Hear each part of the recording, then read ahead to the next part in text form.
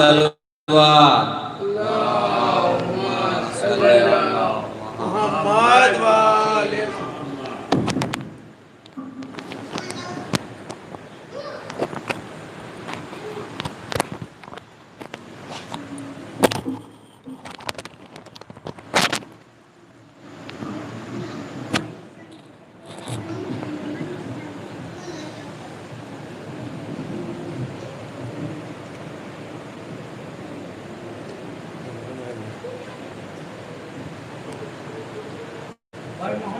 وآل محمد صلوات اللهم صل على محمد وآل محمد رحم اللہ من قرأ الفاتحہ.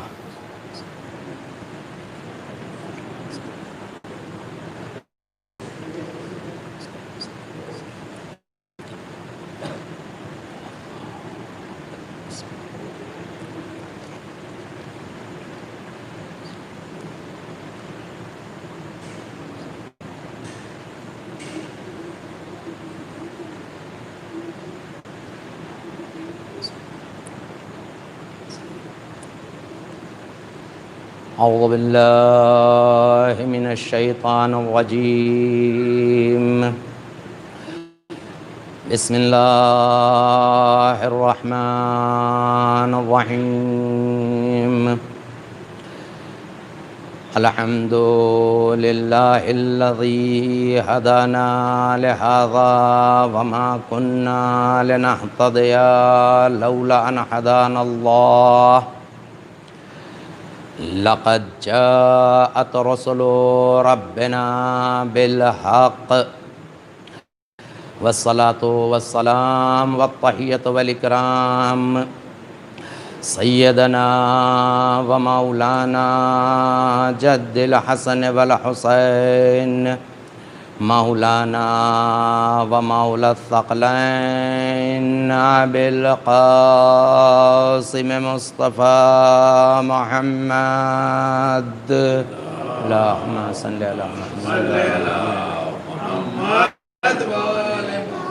وعلى أهل بيته الطيبين الطاهرين المعصومين المظلومين المنتخبين المنتجبين الذين أذهب الله عنهم الرجس وطهرهم تطهيرا.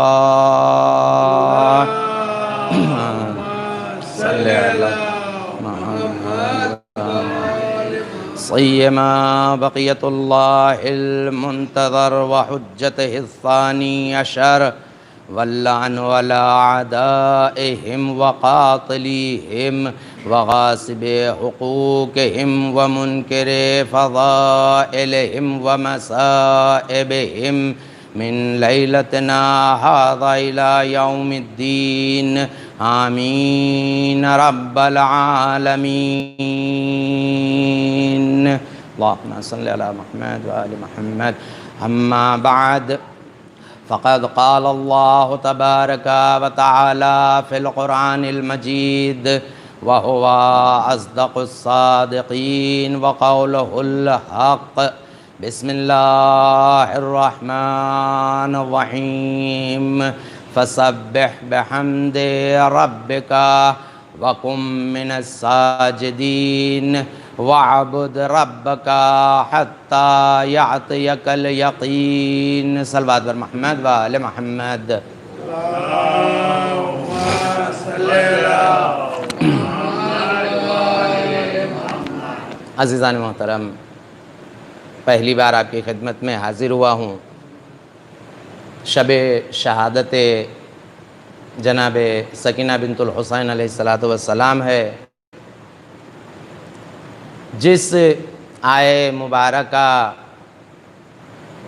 کی تلاوت کا شرف حاصل کیا، قرآن مجید کے سورہ ہجر کی یہ آخری دو آیتیں ہیں، آیت نمبر 98 اور آیت نمبر 99. خداوند عالم ارشاد فرما رہا ہے فسبح بحمد ربک، اے میرے رسول اے میرے نبی اپنے پروردگار کی حمد کی تسبیح کرو، وَقُم مِّنَ السَّاجِدِينَ، اور سجدہ گزاروں میں سے ہو جاؤ۔ دیکھیں ظاہراً جب خدا کسی حکم کو بیان کرتا ہے تو مخاطب قرآن کا رسول ہے، کیونکہ وہی خدا کی طرف سے رسول پر نازل ہو رہی ہے۔ آگے خداوند عالم ارشاد فرماتا ہے، وعلیکم السلام ورحمۃ اللہ، اور وَعْبُدْ رَبَّكَ، اور میری عبادت کرو۔ کہاں تک عبادت کرو؟ حَتَّى يَأْتِيَكَ الْيَقِينُ، یہاں تک کہ تمہیں موت آ جائے۔ بعض علماء ترجمہ کرتے ہیں یہاں تک کہ تمہیں یقین حاصل ہو جائے، لیکن یہ یقین کیا ہے یہ ایک الگ موضوع ہے۔ اس آیت کے ضمن میں، اور یہ ایام وہ ایام ہے کہ جن ایام کی خصوصیات یا ان ایام کے حوالے سے منبروں سے بہت کم بیان کیا جاتا ہے، کیونکہ ہمارے یہاں جو مجالس کا اور عشرے کا دستور ہے وہ بس وہ 10 دن اور وہ محرم، دیکھیں یہ 2 مہینہ 8 دن جس کو ہم ایام عزا کہتے ہیں، سوگ کے غم کے دن کہتے ہیں، ان 2 مہینہ 8 دنوں میں 10 محرم کے بعد بہت واقعات رونما ہوئے، بہت مصیبتیں اہل بیت حرم پر پڑھی۔ ہمارا فرض ہے کہ ہم ان کو جانیں، ہم عالم سے کہیں کہ وہ ہم کو بتائے۔ صرف ان 10 دنوں یا 12 دنوں میں محدود ہو کر رہ جانا یہ ہمیں سوگوار تو بنا سکتا ہے، لیکن مقصد امام اور مقصد جناب زینب و مقصد امام سجاد کو ہم تک نہیں پہنچا سکتا۔ ایک صلوات پڑھ دیں محمد و آل محمد۔ صلی اللہ محمد آل محمد۔ کیونکہ یہ ایام ایسے ایام ہیں جن ایام میں امام حسین علیہ السلام کا لٹا ہوا قافلہ شام میں ہے۔ شام کی کیا مشکلات ہیں، شام کی کیا مصیبتیں ہیں، صرف 2-4 سے زیادہ ہم واقف نہیں ہیں۔ وہ امام کہ جو سید الساجدین ہے، وہ امام کہ جس نے تمام شہادتوں کو اپنی آنکھوں سے کربلا میں دیکھا، سبط اکبر، شبیہ پیغمبر، جناب علی اکبر کے سینے پہ برچھی لگنے کو دیکھا، جناب علی اصغر کے گلے پر تیر لگنے کو دیکھا، خود اپنے باپ امام حسین کی شہادت کو دیکھا۔ لیکن جب بھی چوتھے امام سے سوال ہوتا تھا کہ امام یہ بتائیے آپ پر کہاں سب سے زیادہ مصیبتیں ہوئی، سب سے زیادہ مصائب آپ پر کہاں ڈھائے گئے، تو امام 1 مرتبہ نہیں، 2 مرتبہ نہیں، ہمیشہ 3 مرتبہ آواز دیتے تھے، الشام الشام الشام۔ آخر شام میں ایسی کیا مصیبتیں ڈھائی گئیں؟ دیکھیں جناب علی اکبر کے سینے پر بلچی کا پھل لگنا کم مصیبت نہیں تھی کہ جس کے بعد امام حسین کہتے ہوئے نظر آتے ہیں الدنیا بعدک الفنا، کہ بیٹا تمہارے جانے کے بعد تمہارے باپ کے لیے یہ دنیا بے مطلب ہو گئی۔ یا جناب علی اصغر کے گلے پر برچھی کا لگنا یہ کم مصیبت نہیں تھی۔ ایک صابرہ ماں ام رباب کہتی نظر آتی ہے امثلک ینہر، کیا میرے بیٹے علی اصغر تجھ جیسے 6 مہینے کے بچے بھی نہر کیے جاتے ہیں؟ کیا یہ کم مصیبت تھی؟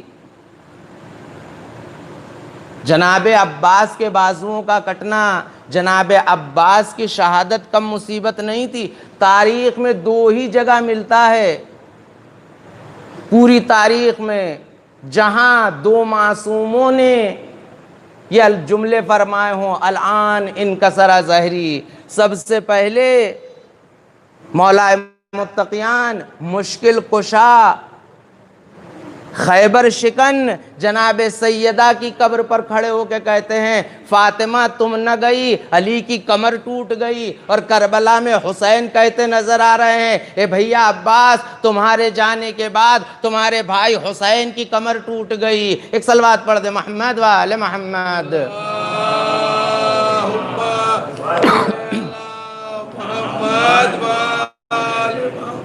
عزیزان محترم، امام سجاد نے جو بے باکی مسجد شام میں خطبہ دیا ہے، اس خطبے کے 2-4 جملے اور انشاءاللہ یہ رحمت زحمت کو تمام کروں گا۔ ایک اور صلوات پڑھ دیں محمد و آل محمد۔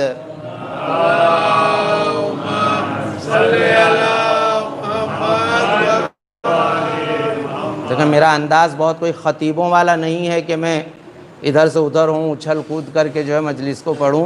سادہ الفاظ میں اور سلیقے سے کچھ پہنچانے کی کوشش کرتا ہوں، کیونکہ یہ مجلس عزا، یہ فرش عزا وہ ہے کہ اگر اس سے ہم کچھ لے کر نہ اٹھے تو اس مجلس کا کوئی مطلب نہیں، یہ وقت ہم نے ضائع کر دیا۔ دیکھیں ایک بات آ گئی تو بیان کرتا چلوں، ہم فخر کرتے ہیں کہ ہمارا مذہب سب سے اچھا، ہمارا عقیدہ سب سے اچھا۔ اگر یہ فخر ہے ہمیں تو ہمیں سب سے اچھا عمل کر کے بھی دکھانا ہوگا،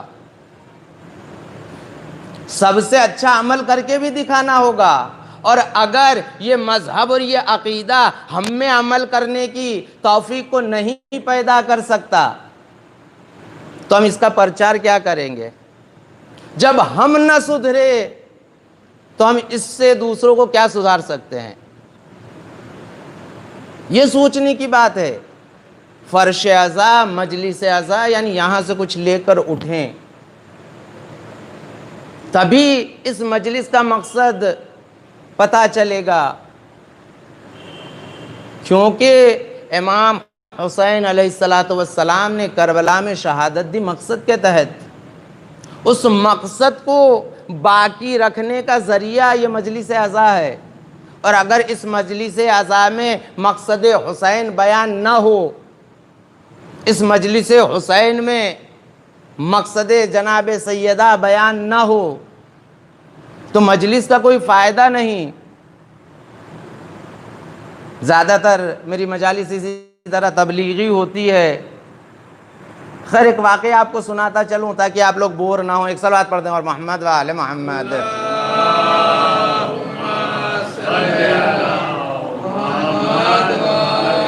عزیزان محترم، ایک عالم دین اہل سنت کے ہمیشہ مسجد سے اپنی وائز میں، اپنی مجلسوں میں بیان کرتے تھے کہ خلفائے ثلاثہ علی سے بہتر، خلفائے ثلاثہ علی سے بہتر۔ ایک خاتون، ایک عورت اس مسجد کے آس پڑوس میں رہتی تھی، وہ روز سنتی تھی، ایک دن پہنچ جاتی ہے، بولے حضور جو آپ یہ بیان کرتے ہیں کہ خلفاء علی سے بہتر ہیں، نماز میں صلوات کس پر پڑھی جاتی ہے؟ کہا اہل بیت پر۔ کہا اہل بیت میں کون کون شامل ہے؟ گنانے لگے، نبی ہیں، فاطمہ ہیں، علی ہیں، حسن ہیں، حسین ہے۔ کہا اچھا اگر ان پر نماز میں صلوات نہ پڑھی جائے تو کیا ہوگا؟ کہا نماز باطل ہو جائے گی، نماز ٹوٹ جائے گی۔ کہا کیا یہ تینوں صلوات بھیجتے تھے؟ کہا بالکل بھیجتے تھے، اگر انکار کریں تو نماز ساری ختم۔ کہا اچھا یہ بتائیے کہ کیا ان پر صلوات بھیجنے سے نماز باقی رہے گی؟ کہا نہیں، کیسی بات کرتی ہو؟ اگر ان پر نماز میں صلوات بھیجی گئی تو نماز باطل ہو جائے گی، نماز ٹوٹ جائے گی۔ یہ عورت جب اتنا سنا کہتی ہے مولانا آپ نے مجھے جواب دے دیا، کہہ کے چلنے لگی۔ مولانا تعجب میں، علی کی محبت اور علی کا چاہنے والا حاضر جواب ہوتا ہے۔ اب جو افضلیت کا نعرہ لگا رہے تھے وہ خود ہی اس بات کا اقرار کر بیٹھے کہ علی افضل، کیونکہ اگر علی پر درود نہ بھیجا گیا تو نماز باطل۔ ایک صلوات پڑھ دے محمد وآل محمد۔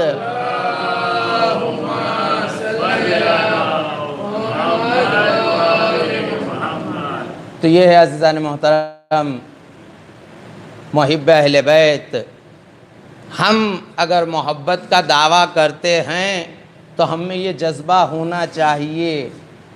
اگر کوئی ہم سے سوال کر لے تو ہم میں جواب دینے کا علم ہونا چاہیے۔ خلافت علی کو ثابت کرنے کا علم ہونا چاہیے، کیونکہ دیکھیں ہم قرآن پڑھتے نہیں، کیونکہ ہمارے پاس ٹائم نہیں، تمام چیزیں ہمارے یہاں بند ہے، لے دے کر ایک یہ مجلس حسین ہے جس میں ہم پرخلوص آتے ہیں، تو پھر اس مجلس حسین کو مقصد حسین کے لیے رکھیے۔ یہاں اپنی خواہشات کو نہ ظاہر کیجئے کہ مولانا آج ایسا پڑھیے گا، مولانا آج ویسا پڑھیے گا، کیونکہ ہوتا ہے نا مجلسوں میں، جب مجلس پڑھیں آج مزہ نہیں آیا، یعنی آپ مزہ لینے کے لیے مجلس میں آئے تھے نا، حسین کے لیے نہیں آئے تھے۔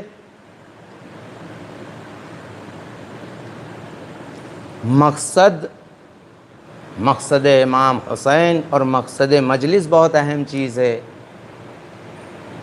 یہ ہمیں واقعاً سمجھنے کی ضرورت ہے، سوچنے کی ضرورت ہے۔ یہ مجلس ہی وہ جگہ ہے اور یہ مجلس ہی وہ چیز ہے جس کے ذریعے ہم امام زمانہ کے سپاہیوں میں شامل ہو سکتے ہیں۔ اس مجلس کو ہم اس طریقے کا بنا کے رکھیں، اس طریقے سے ہو کہ یہ کربلا اور مقصد کربلا ظہور امام مہدی تک ہم کو لے کر جائے۔ جب ہم اپنے آپ کو آمادہ کریں گے اس چیز کے لیے کہ ہم اس مجلس سے مقصد امام حسین سے ہم ظہور امام تک پہنچیں گے تو ہم ضرور کامیاب ہوں گے۔ اور صرف ہم نہیں، اس فرش عزا پر کوئی غیر مذہب بھی آئے گا تو وہ بھی کچھ لے کر اٹھے گا۔ امام زمانہ کے سپاہیوں کو کیسا ہونا چاہیے؟ ایک واقعہ بیان کرتا ہوں، دیکھیں کہ واقعاً انسان کس طریقے کا ہونا چاہیے، امام کو کس طریقے کے سپاہی چاہیے، ورنہ ہمیں سوچنے کی ضرورت ہے کہ تقریباً 1200 سال، تقریباً 1150 پلس سال جو ہے غیبت امام کو ہو گئی، کیا 313 ابھی تک جمع نہیں ہوئے؟ سوچنے کا مقام ہے، 313 ابھی تک جمع نہیں ہوئے۔ معاویہ ابن ابی سفیان، امیر المؤمنین علی ابن ابی طالب علیہ السلام کو صلی اللہ محمد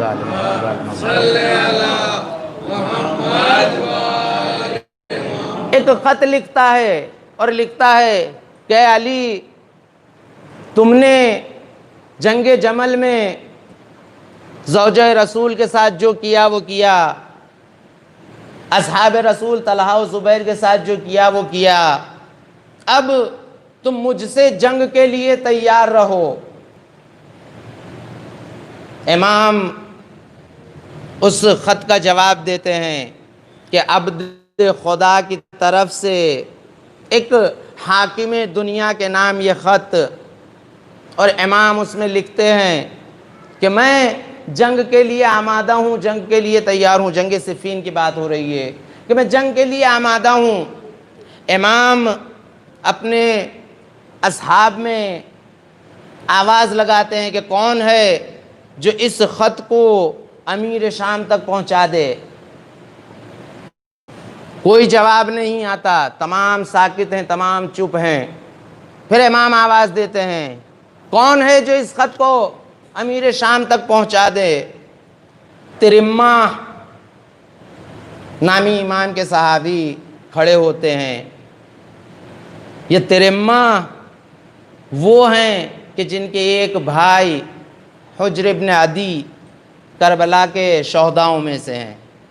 ترمہ بن عدی بن حاتم طائی، حاتم طائی کا نام بہت سنا ہوگا، سخاوت میں مشہور تھا.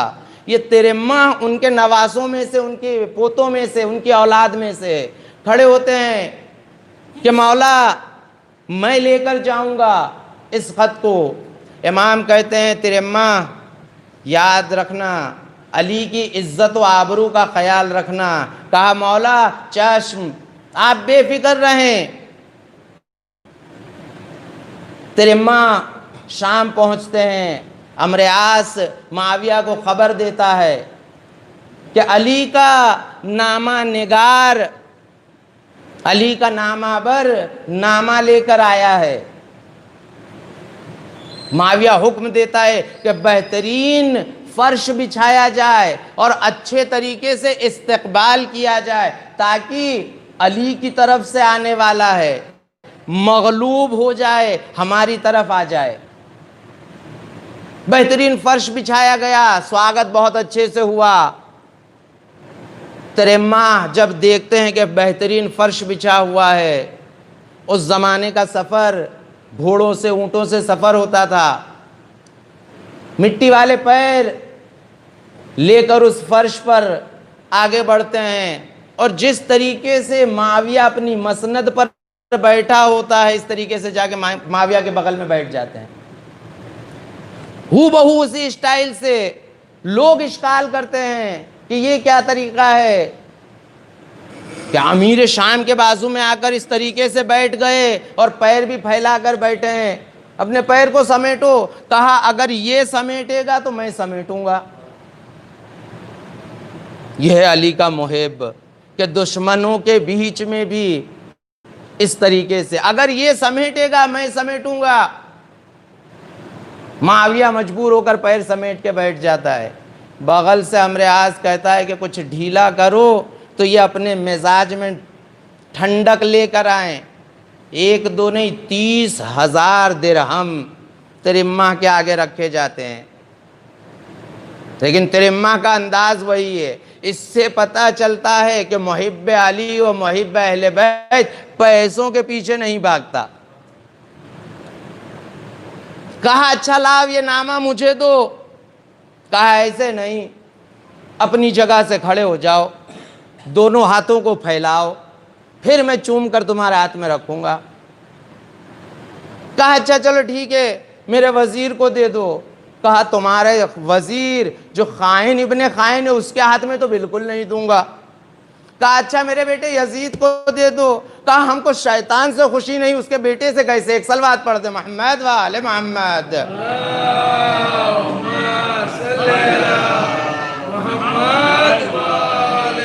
خیر عزیزان محترم، معاویہ مجبور ہو کر اپنی جگہ سے کھڑا ہوتا ہے. جس طریقے سے ترمہ چاہتے تھے اس طریقے سے دونوں ہاتھوں کو پھیلاتا ہے. ترمہ اس نامے کو چوم کر اس کے ہاتھ میں دیتے ہیں. جواب پڑھنے کے بعد دوبارہ ایک خط لکھتا ہے اور کہتا ہے کہ ترمہ اس نامے کو لے کر علی تک جاؤ. کہا جو تو نے لکھا ہے علی تک لے جانے کی ضرورت ہی نہیں، اس کا جواب میں خود دے دیتا ہوں. لکھا کیا ہوتا ہے؟ کہا علی اگر تم جنگ کے لیے تیار ہو تو یہ سمجھ لو کہ میرے پاس جو فوج ہے ستاروں کی مانند ہے.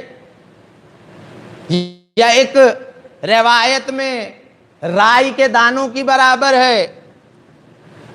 ترمہ کہتے ہیں سن جواب.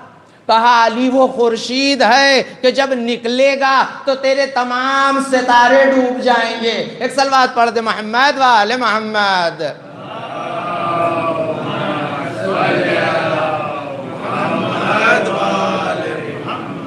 تیرے ماں یہ کہہ کر آگے چلتے ہیں. معاویہ آواز دیتا ہے اپنے یہ درہم تو لے کر جاؤ. کہا تیری دولت تجھی کو مبارک. سیکھنا کہاں ہے, سبق ہم کو کہاں لینا ہے؟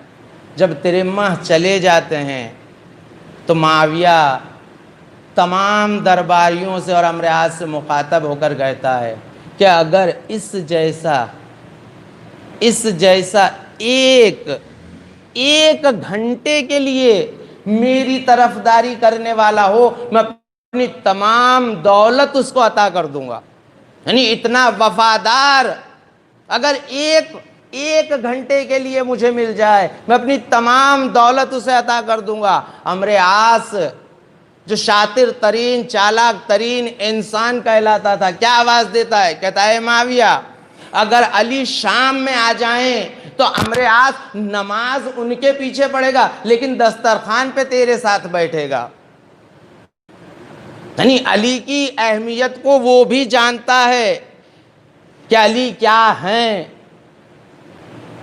یہ ہے امام زمانہ کے سپاہیوں کی صفت کہ جب امام کا سپاہی ایسا ہونا چاہیے کہ کسی سے ڈرے نہ. عزیزان محترم, بات کہاں سے کہاں نکل گئی. امام سجاد کے حوالے سے بیان کرنا تھا, دو چار باتیں جلدی جلدی بیان کر کے آپ کی زحمت کو تمام کرتا ہوں. ایک صلوات پڑھ دیں محمد و آل محمد.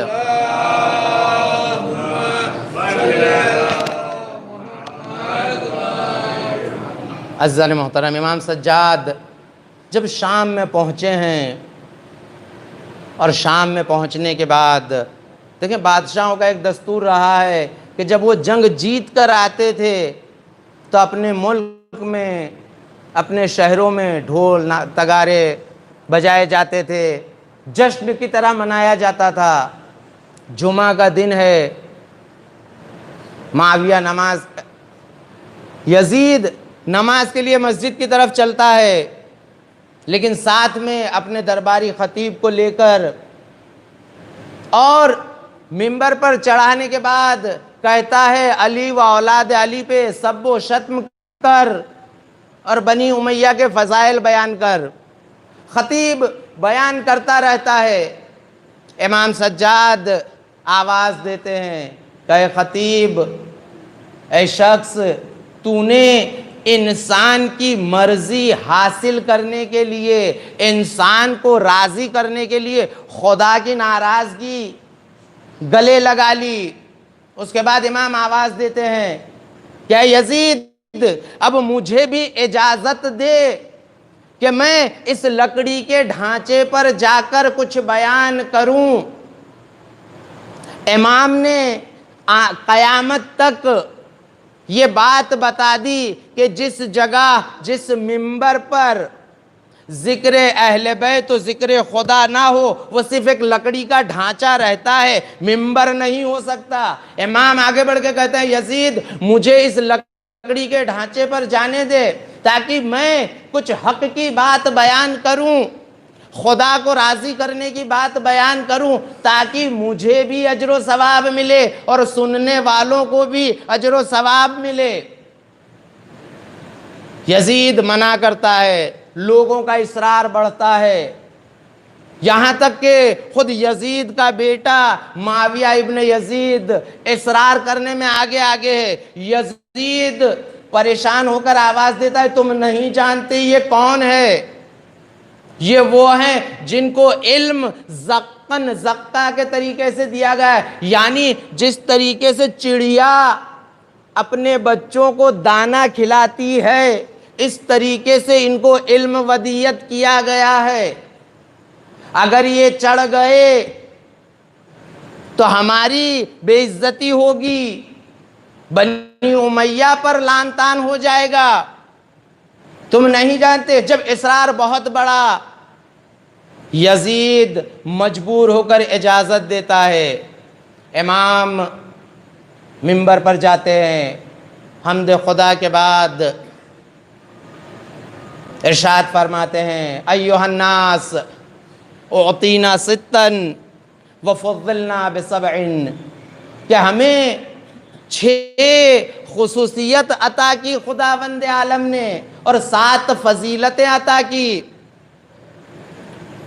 امام آگے ارشاد فرماتے ہیں اعطینا العلم والحلم والسماحۃ والفصاحۃ والشجاعۃ والمحبۃ فی قلوب المؤمنین، یعنی امام نے بتا دیا کہ علم ہمارے پاس ہے، یعنی اگر ہمارا کوئی دشمن ہے، ہمارا کوئی مد مقابل ہے تو اس کے پاس علم نہیں ہوگا، اور وہ علم ہی کیا کام کا جس کے ساتھ حلم نہ ہو۔ امام اپنی خصوصیتوں کو بیان کرتے ہیں اور پھر یزید سے مخاطب ہو کے کہتے ہیں یزید تیرے دل میں ہماری محبت ہو یا نہ ہو فرق نہیں کرتا، خداوند عالم نے مؤمنین کے قلوب میں ہماری محبت کو رکھا ہے۔ اور میں نے مثال دی کہ کس طریقے سے مومنین کے قلوب میں محبت اہل بیت ہے کہ دشمن کے دربار میں جا کر بھی فضیلت بیان کر کے چلے آتے ہیں۔ ایک صلوات پڑھتے محمد و آل محمد۔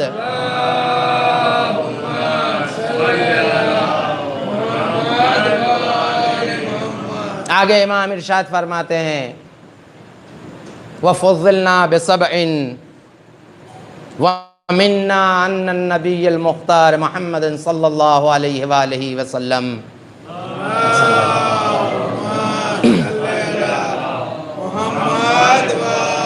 کہ ہمیں میں سے محمد مصطفیٰ ہیں، ہمیں میں سے علی مرتضیٰ ہیں، وَمِنَّا اسد اللہ واسد رسول اللہ، اور ہمیں میں سے خدا کا شیر ہے اور رسول کا شیر، یعنی جناب حمزہ کے حوالے سے بیان کرتے ہیں امام سجاد کہ ہمیں میں سے خدا کا شیر مولا علی و اسد رسول اللہ اور جناب حمزہ ہیں۔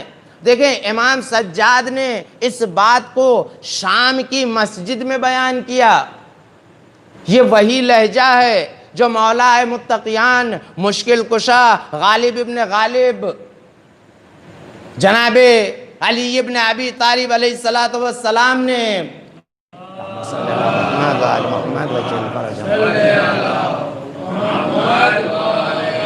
جب معاویہ خط لکھتا ہے کہ علی تمہارا اور ہمارا خاندان ایک ہی ہے، یہ جنگ کی کیا ضرورت ہے، آؤ مسئلہ بیٹھ کر سلجھا لیتے ہیں، تو امام جواب لکھتے ہیں کیا کہا تو نے، تیرا اور ہمارا خاندان ایک ہے۔ یہی جملے مولا علی علیہ السلام خط میں لکھتے ہیں وَمِنَّا نبی المختار محمدًا وَمِنَّا اسد اللہ واسد رسول اللہ وَمِنَّا خیر النساء العالمین۔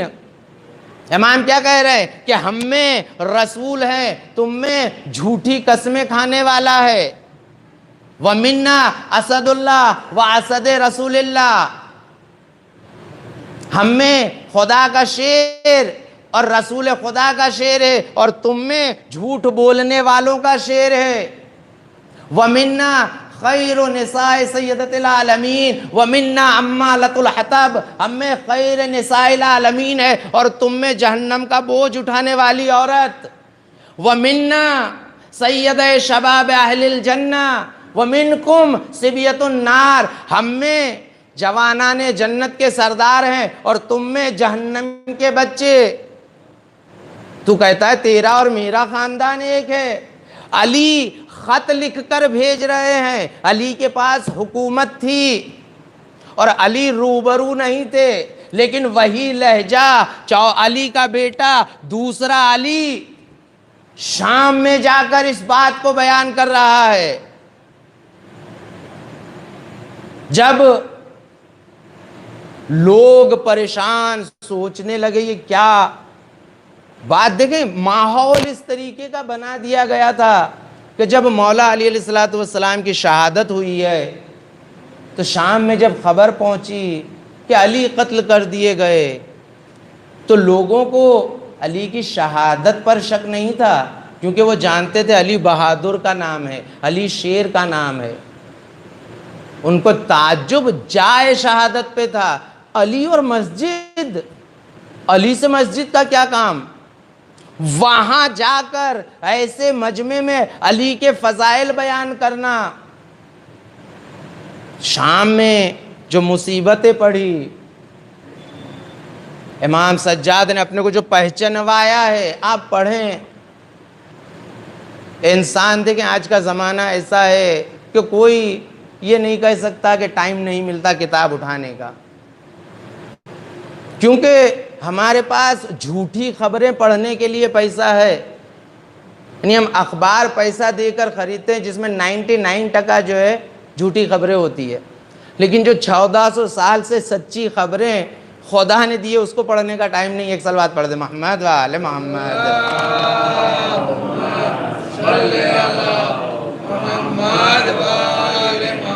عزیزان محترم،